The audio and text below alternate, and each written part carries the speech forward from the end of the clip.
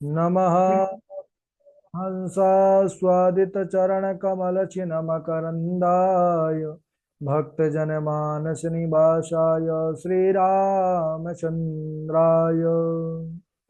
श्रीराम राम रघुनंदन राम राम। श्रीराम राम भरताग्रज राम राम। श्रीराम राम रणकर कस राम राम। श्रीराम राम शरणं भव राम राम। माता रामो मत्पिता रामचन्द्रः। स्वामी रामो मत्सखा रामचन्द्रः। सर्वस्वं मे रामचन्द्रो दयालुर्नान्यं जाने नैव जाने न जाने। अञ्जनानन्दनं वीरं जानकी शोकनाशनं कपीशमक्षहन्तारं वन्दे लङ्काभयङ्करम्। भक्ति भक्त भगवंत गुरु चतुर्नाम वपु एक। इनके पद वंदन किए नाशत विघ्न अनेक। बोलिए श्री राघवेंद्र सरकार की जय। रामायण श्री राम कथा की जय। श्रीमद गोस्वामी तुलसीदास जी महाराज की जय। परम मंगलमय परात्पर अखिलेश्वर अचिंत कल्याण गुणगण निधान सर्वेश्वर सर्वाधिपति श्रेष्ठ आचरणवान प्रजा के सुखदाता आनंद कंद श्री रामचंद्र। कौशल्या आनंद वर्धन अवध नरेंद्र नंदन श्री रघुनंदन। विदेह वन सभय जयंती जनक नरेंद्र नंदने भास्वती जगदीश्वरी। माँ सुनैना की आंखों की उत्तलिका विदेहजा जनकजा जनकाधिराज तनया जनक राज किशोरी वैदेही मैथिली श्री राम प्राण वल्लभा श्री जानकी। इन दोनों युगल सरकार के पावन चरण अरविंदों पर गुड़चा नमन नतमस्तक वंदन एवं अभिनंदन। तीनों मैया चारों भैयाओं के चरणों में कोटि कोटि प्रणति। अनंत बलवंत गुणवंत श्री हनुमान जी महाराज के पावन चरण कमलों पर कोटसा प्रणति। समस्त भूतादिक शीय राम मैं सब जग जानी। करहूँ प्रणाम जोर जुग पानी। हम सबका यह परम सौभाग्य कि श्री राम कथा चरित्र की तैयारी का पावन विचार संकल्प लेकर के हम और आप सब एक साथ जुड़कर इस राम कथा की तैयारी कर रहे हैं। पूर्व दिवस पर चर्चा चल रही थी कि श्री रामचंद्र और श्री लक्ष्मण जी को विश्वामित्र जी अवध से लेकर के आते हैं वन में अपने यज्ञीय कार्यों को पूर्ण करने के लिए। उनका यज्ञ जब पूर्ण हुआ इसके बाद वहां पर उन्होंने एक स्थान पर प्रभु राघव जी ने देखा कि राक्षसों ने ऋषि मुनियों की अस्थियों को जो है फेंक फेंक करके पहाड़ बना दिया, यानी सबको मार करके खा जाते थे, हड्डियां फेंक देते थे। तब उन्होंने उस समय अपने दोनों हाथों को उठा करके प्रतिज्ञा किया, निश्चरहीन करहूं मही भुज उठाई प्रण कीन। सकल मुनि के आश्रम ही जाई जाई सुख दीन। और उन्होंने निश्चय किया कि मैं इस पृथ्वी के संपूर्ण राक्षसों का विनाश करूंगा और सभी को प्रसन्न करूंगा। देखिए, विशेष ध्यान देने वाली बात यह है कि यहाँ पर बाबा तुलसी जो संदेश देना चाहते हैं कि यज्ञ संस्कृति के विनाश को रोकना यह सद्गुणियों के द्वारा संभव नहीं। इसके लिए किसी संकल्पित शक्ति का होना आवश्यक है। ऐसा व्यक्तित्व वाला व्यक्ति जब तक समाज में नहीं होगा तब तक यज्ञ संस्कृति का रक्षा पूर्ण रूप से नहीं हो सकेगी। और यज्ञ संस्कृति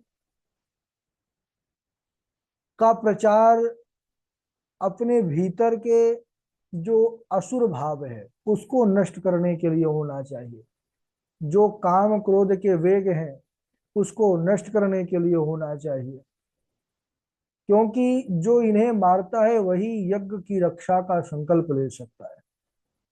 श्री तुलसीदास जी के मत में इस प्रकार यज्ञ केवल होना चाहिए भाव, यज्ञ केवल क्रिया मात्र ना रही, उसमें भाव की अनुभूति होना चाहिए और दैनिक कृत्यों में वह झलकना चाहिए, दिखाई देना चाहिए। हम यज्ञ में व्याप्त देवताओं की पूजा करते हैं, क्योंकि उनसे हमें जीवन धर्म पालन करने का साहस और बल प्राप्त होता है। जैसे उदाहरण के लिए धरती है, जल है, अग्नि है, वायु है, प्रकाश है। इन पांचों के द्वारा ही तो हम अपने जीवन का निर्वहन कर पाते हैं। विचार करिए, क्या धरती के बिना हमारा जीवन संभव है? क्या जल के बिना जीवन संभव है? क्या अग्नि के बिना जीवन संभव है? क्या वायु के बिना जीवन संभव है? क्या आकाश के बिना जीवन संभव है? नहीं। तो यह पांचों हमारे जीवन के अभिन्न अंग है, अनिवार्य अंग है। लेकिन अगर विचार करें, हम इसका सेवन तो करते हैं, लेकिन बदले में हम इन्हें क्या देते हैं? धरती का सेवन करते हैं, वायु का सेवन करते हैं, जल का सेवन करते हैं, अग्नि का सेवन, है ना? उसके द्वारा ही तो भोजन पकता है। तो इनको हम क्या देते हैं बदले में? आज की भाषा में कहे तो हम केवल इनको प्रदूषित ही तो कर रहे हैं। यदि हमारे पास रहने के लिए धरती ना हो तो फिर कैसे जीवन जी पाएंगे? धरती से ही सारा अन्न औषधि प्रकट होता है,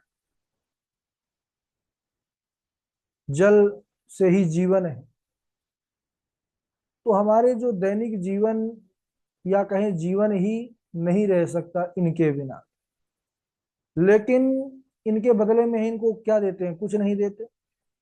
इसलिए इस प्रक्रिया को निरंतर बनाए रखने के लिए हमें यज्ञ करने का संकेत हमारी संस्कृति और हमारे पूर्वाचार्यों ने हमको प्रदान किया। इसके लिए हम पृथ्वी, जल, अग्नि, वायु, आकाश, इन दैवी शक्तियों को देवता मान करके पूजा करते हैं। इनके प्रति हम कृतज्ञता ज्ञापन करते हैं,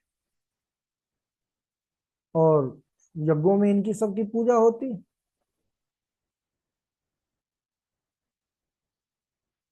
विश्वामित्र जी दशरथ जी के पास आए, और उनके मन में जो भावना यह थी कि जो हमारे यज्ञ को विध्वंस करने वाले राक्षस हैं उनको मारना है, और उनके लिए राम को मांगने हैं।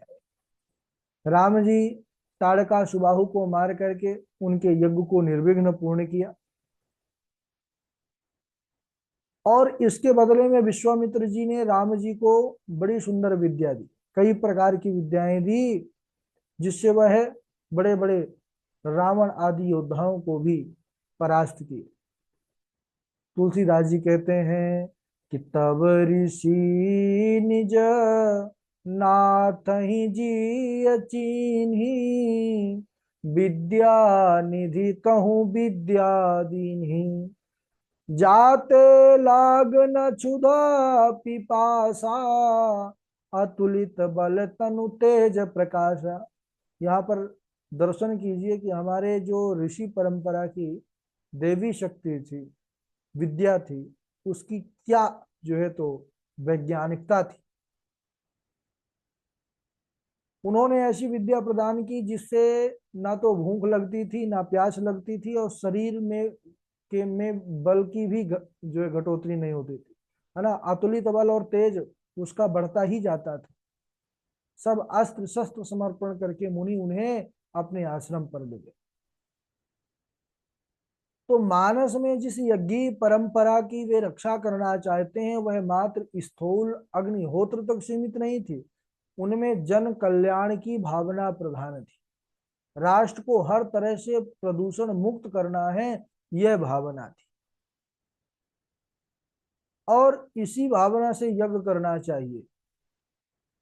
यज्ञकर्ता का हर शुभ कार्य एक यज्ञीय प्रक्रिया है। देखिए, यज्ञ बहुतों ने किया, लेकिन जब तक भावना अच्छी नहीं होती, शाश्वत नहीं होती, तो यह यज्ञ भी कल्याणकारी नहीं होता। दक्ष प्रजापति का हम सबने संवाद प्रसंग श्रवण किया, उसमें भी वह यज्ञ का ही कथा प्रसंग आया। उसने एक बड़ा यज्ञ ही किया, लेकिन वह यज्ञ कैसा था? राग द्वेष युक्त था। द्वेष भगवान शंकर से किया, राग अपने जो है तो पद से, प्रतिष्ठा से। और उसका परिणाम यह था कि शिव जी के द्वारा जो भेजे गए वीरभद्र के द्वारा उसके यज्ञ का जो विध्वंस हुआ और वीरभद्र के द्वारा जो है उसका भी संहार हुआ, उसकी गर्दन उसी यज्ञ कुंड में स्वाहा कर दी गई। तो यज्ञ वेदी में होम स्वयं हो गया वह, क्योंकि उसकी जो भावना थी यह लोक कल्याण की भावना नहीं थी। यज्ञ से जब तक लोक कल्याण की भावना नहीं जुड़ी रहेगी तो वह कल्याण पद की प्राप्ति नहीं दिला सकता। व्यक्तिगत जीवन में लाभ की भावना से किया गया यज्ञ यह समाज के लिए दुखदायी ही रहता है। लंका में भी यज्ञ हुए, कई यज्ञ। राम रावण के युद्ध के समय मेघनाद ने यज्ञ किया था, और जब विभीषण की सूचना के माध्यम से पता चला तब श्री राम जी ने आज्ञा दी कि जाओ भाई उसके यज्ञ को विध्वंस करो। मेघनाद मख करई अपावन खल मायावी देव शतावन। समझ गए कि यह मायावी असुर हैं, ये और जो है उत्पात मचाएंगे। तो स्वयं भगवान ने आदेश दिया कि जाओ यज्ञ विध्वंस करो। और उन्होंने लक्ष्मण भैया को कहा कि लक्ष्मण संग जाहु सब भाई करहो विध्वंस यज्ञ कर जाई। और फलस्वरूप यज्ञ विध्वंस हुआ, और उस यज्ञ विध्वंस के कारण ही तो मेघनाथ मारा गया। अगर यज्ञ पूर्ण कर लेता तो वह फिर मारना उसका फिर जल्दी संभव नहीं था। स्वयं रावण भी लक्ष्मण के हाथों घायल होकर लंका में वैसा ही यज्ञ रचने लगा, लेकिन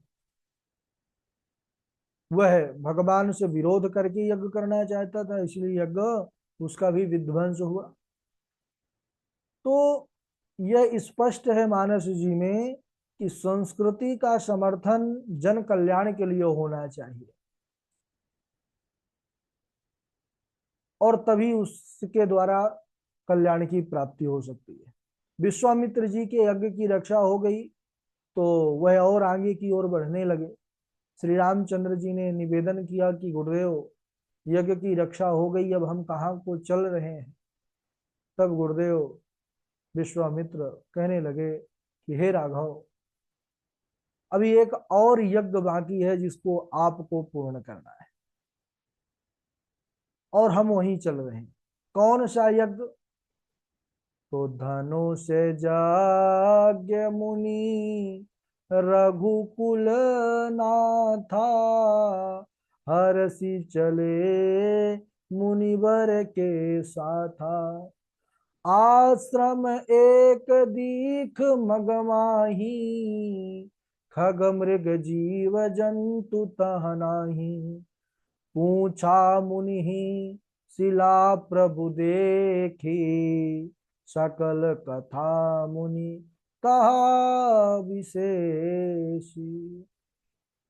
धनुष यज्ञ मुनि रघुकुल नाथा।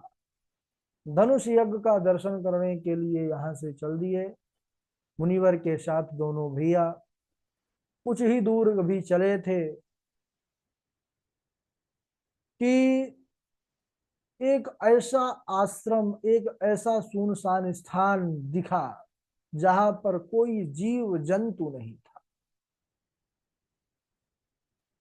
देखिए यहाँ पर गुरु कृपा का दर्शन कीजिए। गुरु कृपा कैसे जीवन में आती है। विश्वामित्र जी प्रभु श्री राम जी को और भी दूसरे मार्ग से ले जा सकते थे, लेकिन वह उसी मार्ग से ले गए जहां पर ऋषि पत्नी शिला बनी बैठी है। उस सुनसान आश्रम को देख करके प्रभु श्री रामचंद्र जी जो है देखते हैं चारों ओर सब पूरा आश्रम उजड़ चुका है, वीरान हो चुका है। लेकिन सज्जनों, उस वीरान उजड़े हुए आश्रम पर भी, स्थान पर भी जहां पर जीव जंतु कोई नहीं है, लेकिन आज भी ऐसा एक कोई है जो प्रभु राघव के चरण धूलि की प्रतीक्षारत है वर्षों से। कौन? वह है शिला रूप मुनि पत्नी अहिल्या। सामने से शिला पड़ी हुई है। पूछते हैं कि गुरुदेव यह कैसा आश्रम है, पूरा उजड़ा हुआ है, लगता है पहले बड़ा दिव्य स्थान था, लेकिन यह पूरा उजड़ चुका है। इसकी क्या विचित्रता है। यद्यपि भगवान सब जानते हैं, अंतर्यामी है, फिर भी विश्वामित्र जी से पूछना चाहते हैं लीलावश। तब गुरुदेव विश्वामित्र जी ने कहा, सारी कथा बतलाया कि गौतम नारी श्राप बस उपल देह धरि धीर, चरण कमल रज चाहती, कृपा करहु रघुवीर। हे राघव, गौतम पत्नी अहिल्या जो यह पत्थर बनी है, यह वर्षों से आपके चरण कमल की प्रतीक्षारत है। यह वर्षों से आपकी चरण धूलि चाहती है। हे प्रभु, आप चरण से इस शिला का स्पर्श कराइए। सहस्त्रों वर्षों से धैर्य धारण करके आस लगाए बैठी है और तप में स्थित है। सज्जनों, यह अहिल्या गौतम ऋषि की पत्नी है, ब्रह्मा जी की कन्या है। इन कन्या को ब्रह्मा जी गौतम ऋषि के पास एक बार धरोहर रूप जो है छोड़ आए, और अहिल्या बड़ी परम सुंदरी थी। उनको देख करके महाराज बड़े बड़े देवता भी आकर्षित हो जाते थे। अब गौतम ऋषि के यहाँ पर छोड़ करके गए, कुछ काल बाद जब लौट करके आए तो ब्रह्मा जी ने देखा कि गौतम जी अच्छी तरह से उनकी सेवा करते, और कहीं भी महाराज थोड़ा भी उनके मन में विकार पैदा नहीं हुआ। तब वह बड़े प्रसन्न हुए कि जिनका रूप देख करके इंद्रादि देव भी मोहित हो जाते हैं। और इस प्रकार गौतम जी का उन्होंने जब सेवा और भाव देखा तो प्रसन्न हो करके गौतम जी से ही उन्होंने ब्याह कर दिया अपनी कन्या का। और इधर एक बार गौतम ऋषि की जो पत्नी अहिल्या थी, और इनसे एक भूल में पाप कर्म बन गया, भूल में, अनजाने में। क्योंकि यह देवराज इंद्र जो है वेश धारण करके, और ऐसा पूरा लीला उन्होंने माया से रचा कि गौतम जो है तो अर्धरात्रि को ही उन्होंने ब्रह्म मुहूर्त समझ करके वहां से गए स्नान को, और वह गौतम ऋषि का ही वेश धारण करके आए। और जब उनका स्पर्श किया, इधर आए तो श्राप दे दिए। तो इस प्रकार यह सारी कथा आप सबको विदित है, यह विश्व प्रसिद्ध कथा है। तो वही अहिल्या जो अपने पति के श्राप से पत्थर बनी है, वही जो है तो प्रभु की प्रतीक्षारत है। अहिल्या कौन है? अहिल्या बुद्धि है। बुद्धि शतरूपा होती है, 100 प्रकार के रूप बनाती है। बुद्धि ही फंसाती है, बुद्धि ही नचाती है। इसलिए बुद्धि पर विश्वास नहीं करना चाहिए। सज्जनों, अहिल्या से पाप बन गया, हम सबसे भी जाने अनजाने में पाप हो जाता है। ऐसा कोई है ही नहीं जिससे पाप ना हो। तो जीवन में पाप हो जाए कोई बड़ी बात नहीं है, बड़ी बात है उसको छिपाना। पाप को छिपाना नहीं चाहिए और पुण्य को गाना नहीं चाहिए। लेकिन हम सब उल्टा करते हैं, पाप को तो छिपाते हैं और पुण्य को ढिंडोरा जो है पीट करके बताते हैं, है ना। पाप छिपाने से बढ़ते हैं, पुण्य बताने से घटते हैं। इसीलिए पुण्य कभी कभी किसी के सामने मत कहिए। अच्छा, पाप प्रकट करना चाहिए, लेकिन पाप कहाँ पर प्रकट करना चाहिए इसका भी विवेक हो, है ना। क्योंकि अगर आप उसको रिश्तेदारी में बताओगे तो वहां परेशान किए जाओगे, अगल बगल पड़ोसियों को बताओगे तो वहां पर जो है आप उलझ जाओगे, है ना। तो अगर कहीं पर प्रकट करना है तो जिनके प्रति आपकी श्रद्धा है, तो आचार्य गुरु के चरणों में ही बैठ करके उसको प्रकट करना चाहिए। जो आपके मार्गदर्शक हों उनके चरणों में, या फिर भगवान के चरणों, उनके चरणों में बैठ करके कहना चाहिए कि मुझसे ऐसा हो गया और मुझे क्षमा करें। इस प्रकार अगर भगवान भाव देखते हैं तो वह स्वयं कृपा करने के लिए चले जाते हैं। तो इधर वह भगवान श्री राघव जी ने जब शिला को देखा है तो अपनी कृपा से अपने चरण कमल जो है उसको स्पर्श कराए। जैसे ही राघव जी के चरण रज का स्पर्श हुआ वैसे ही अहिल्या दिव्य रूप में प्रकट हो जाती हैं। बोलिए भक्तवत्सल भगवान की जय। प्रभु के सुंदर स्वरूप का दर्शन करके अहिल्या आह्लादित तो हो गई, उनकी स्तुति करने लगी। पर शत पद पावन लोक न सावन, प्रगट भई तम कुंज सही। देखत रघुनायक जन सुखदायक, सनमुख होई कर जोरी रही। अति प्रेम अधीरा, पुलक शरीरा मुख नहीं आवई। वचन कही अतिशय बड़ भागी, चरणन लागी। जुगल नयन जल धार बही। राघव जी के सुंदर रूप को देख करके आज आंखों से अविरल अश्रुधारा चल पड़ी है। वर्षों से कोई जो है तो पूछने वाला नहीं था, कोई ध्यान देने वाला नहीं था महाराज। कई वहां से निकले लेकिन कभी किसी ने देखा भी नहीं मुड़ करके। लेकिन धन्य है रघुवर जो अवध के राजमहल से भागे भागे मेरे उद्धार के लिए इस घनघोर जंगल में आए। राम शिलाम पदास्पृष्ट वाताम चापश्यताम धनम। अहिल्या पर पुरुषागमन रूपी पाप से अपावन हो गई थी, इसीलिए भगवान ने सबसे पहले परषद पद पावन, सबसे पहले उसको पावन किए। पति के त्याग से श्राप जनित थी, पति वियोग से शोक युक्त थी, तो शोक न सावन, उसके बाद उन्होंने उसके शोक को भी हरण किया, शोक रहित किया। इसी से यहाँ पर पावन और शोक न सावन दोनों विशेषण दिए गए।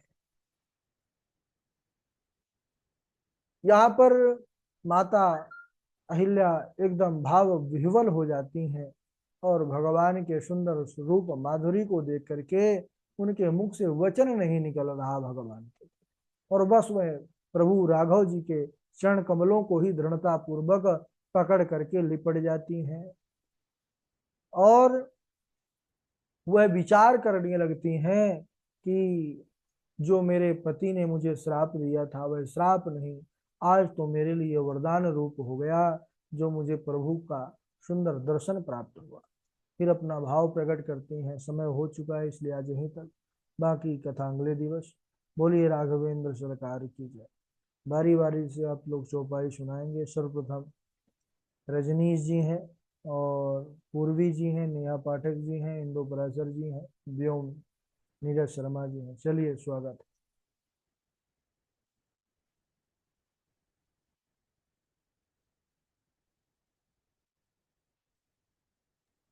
जी सीताराम गुरु जी।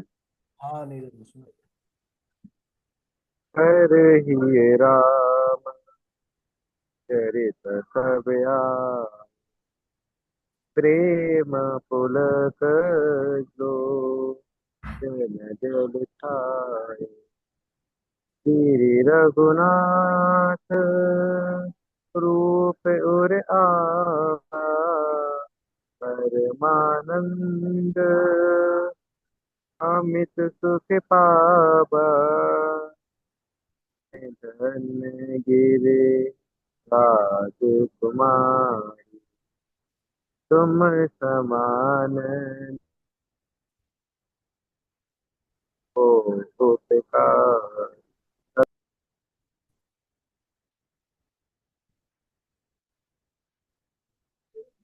राधे राधे गुरु जी।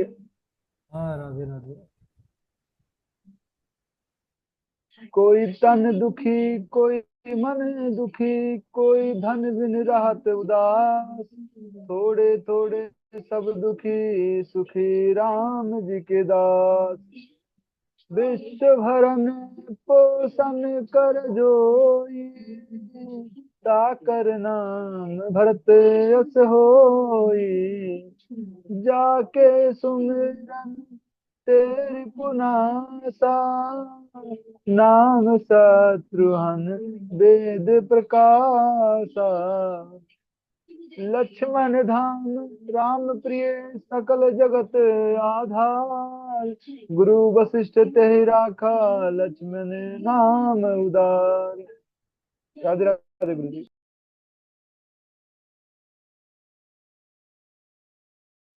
राधे राधे गुरु जी, प्रणाम।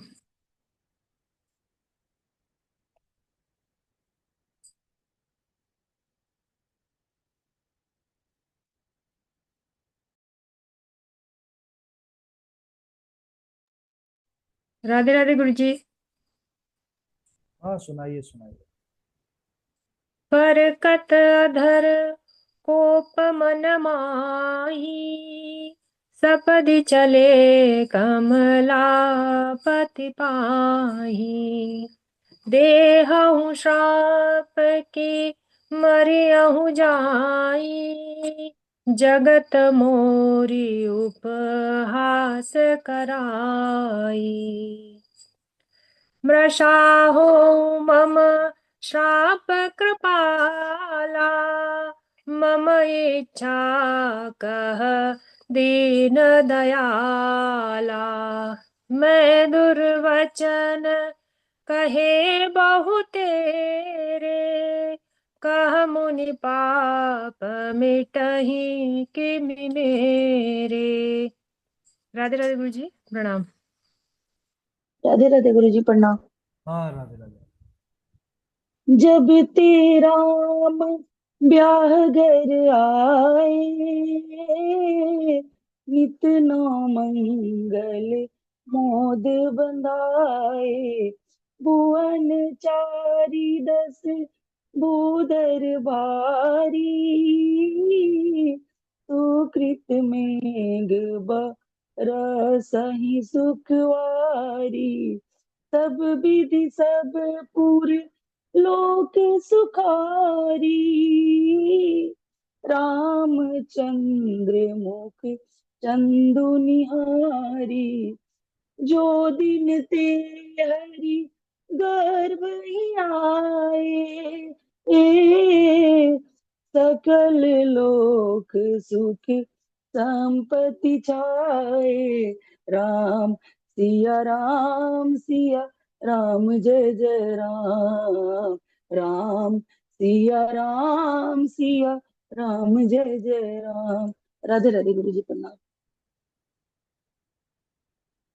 हाँ राधे राधे गुरु जी, प्रणाम। हाँ, राधे। जा दिन ते हरि गर्भ ही आए, सकल लोक सुख संपत्ति छाए। गुरु ग्रह पढ़न गए रघुनाथ, गुरु ग्रह पढ़न गई रघुराई।